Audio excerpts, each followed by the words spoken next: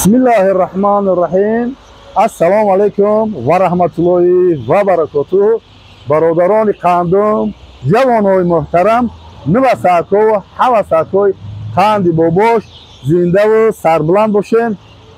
Xo'p, hozir men dar shahri Kulob, dar mehmoni yaki az farzandoni baromadi millati tojik, yaki az blogeroni бақуввати хундарҷӯши шербачаи Кулоб, ин ки аст Далер официал.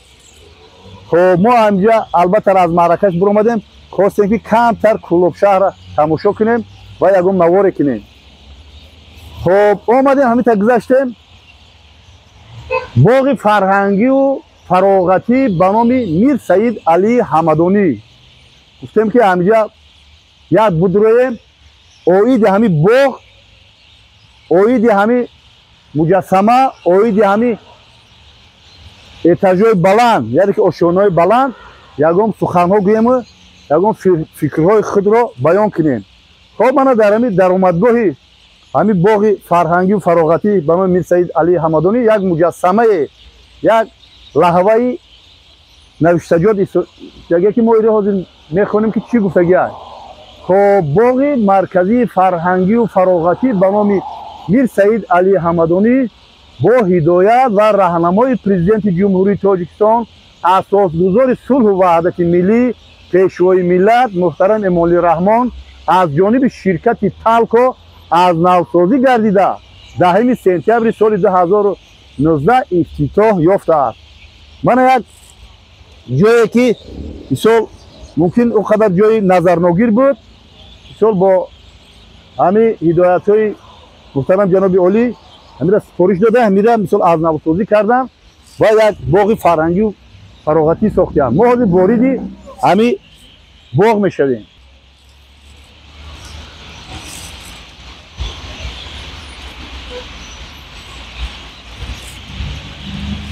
Бисмиллаҳирраҳмонирраҳим. Хоб, ҳами ворид шидан баровар ба ҳами боғи фарҳангию фароғатӣ дар назари худ фақат медонӣ чӣ метавад.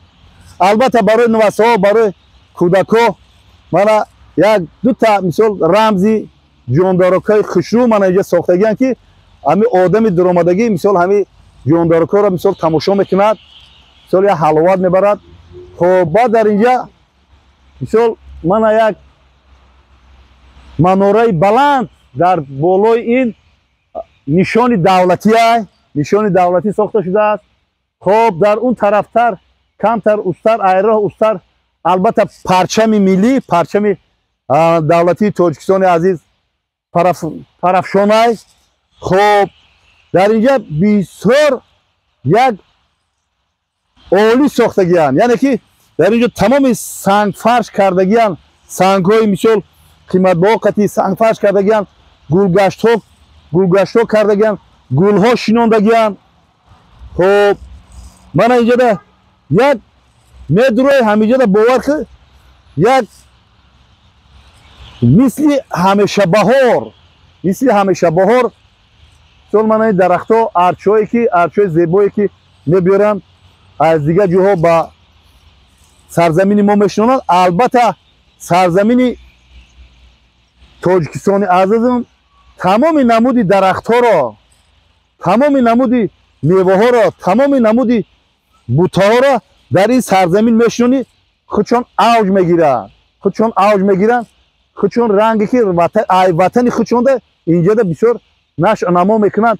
бениҳоят як тарзи хуби ороишӣ қатъи мисол қайчӣ карда вай кардагианд, нишон додагианд. Хоб боз дар инҷа ба назари мо чӣ менамояд? Ман ҳамин ошёнаи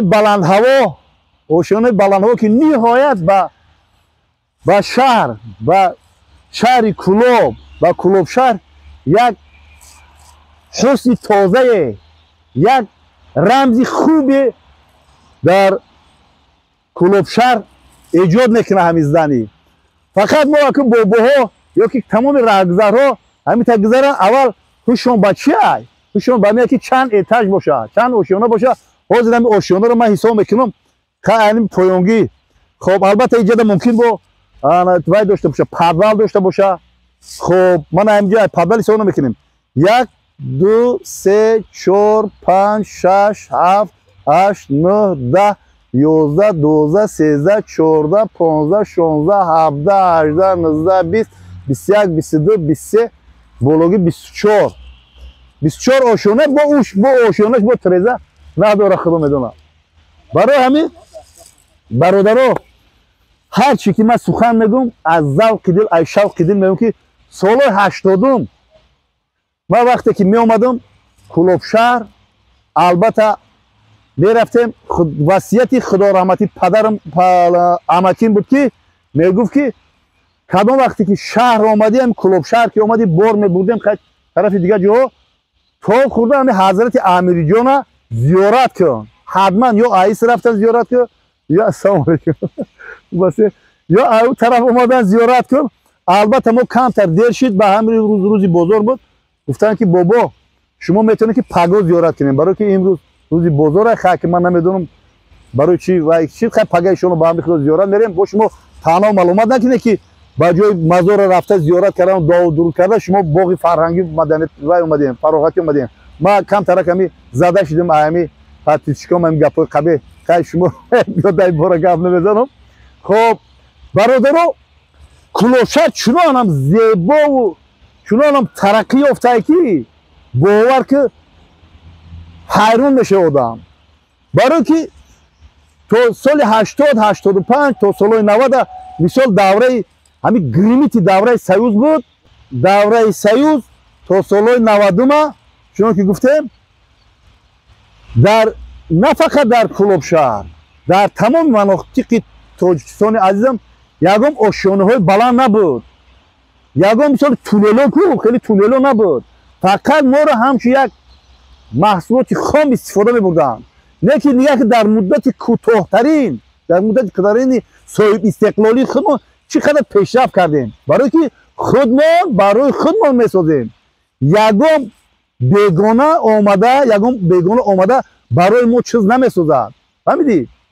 мо худмон ба дасти худмон месозем. албатта бегонаро мо ҷалб мекунем не ки болошонда назорат мекунем ки бисозанд барои худмон бисозанд. барои ҳамин шумо мисол ҳозир мардуми сарбаланди Кулоб шумо инами занра дидем ҳама вақт дар гирди ҳамин уқа аҳамият наметиҳем. мо ки омадем Кулобшаҳр тамошо кардем аввал ҳамин зани аввал ҳамин этажи баланд дар чашми мо тоб ки ин этажи баланди базеб ин этаже ки нигах ки чӣ қадар як манзараи зебоу дилкаш нигах ки ҳаста ба чашми мо метова мо мехоҳем ки бирем бинем яъне ки шумо аз дидани ин сер шудагем. барои ҳамин мо меҳмоное ки мебиям ба ин таваҷҷӯҳи зиёд мекунам. барое ки Кулобшаҳр бениҳоят зебо шудагиай бениҳоят тараққӣ ёфтагиай. барои ҳамин бародаро чӣ гуфтане ҳастам ки вақте ки мо мисол бисмиллоҳи раҳмони раҳим мегӯем оша мта мегирем мехӯрем бисмиллоҳи раҳмони раҳим ба нияти шифо мехӯрем баъд ай гулу гузашт худоё шукрш мегӯем. фаҳмидӣ? барои ҳамин ҳозир мо ин Кулобшаҳрро мебинем чӣ қадар зебо шудагиай чӣ қадар тараққӣ ёфтагиай чӣ қадар мардумаш хушу хурсандона зиндагӣ доранд. барои чӣ мо шукрона накунем? барои чӣ шукрона накунем? барои он шукрона кунем ки шукронаи Аллоҳи пок кунем ки худои меҳрубон Аллоҳи пок ба мо чунин ватани биштосо додагиай ба мо чунин сарварҳои ғамхору дилсӯз додагиай. бояд мо ҳар замон шукронаи ин давлати ин миллату ин сарзамини аҷдодӣ кунем. барои ҳамин бародаро риштаи суханро дароз кардани нестам. мо иншоалло ҳама вақт пирони кор пирони рӯзгор дида дар ҳаққи ватан дар ҳаққи давлат дар ҳаққи фарзандои фарзонаи миллат дар ҳаққи навасоҳо дар ҳаққи бародаро ҳама вақт даст ба дуо мебардорем. бародаро дар охир гуфтанӣ ҳастам ки ҳозир ман пагоам иншоалло ба амри худи қатъӣ бародар Далел офисал ман видеоҳо мекунам дар бораи Кулобшаҳр. иншоалло ба амри худо бо видеоҳои нав ба навро аз боботон интизор шен. زنده و سربلند باشین. برادران قندم، جوانای محترم، نوسکو و حوسکو قند بابوش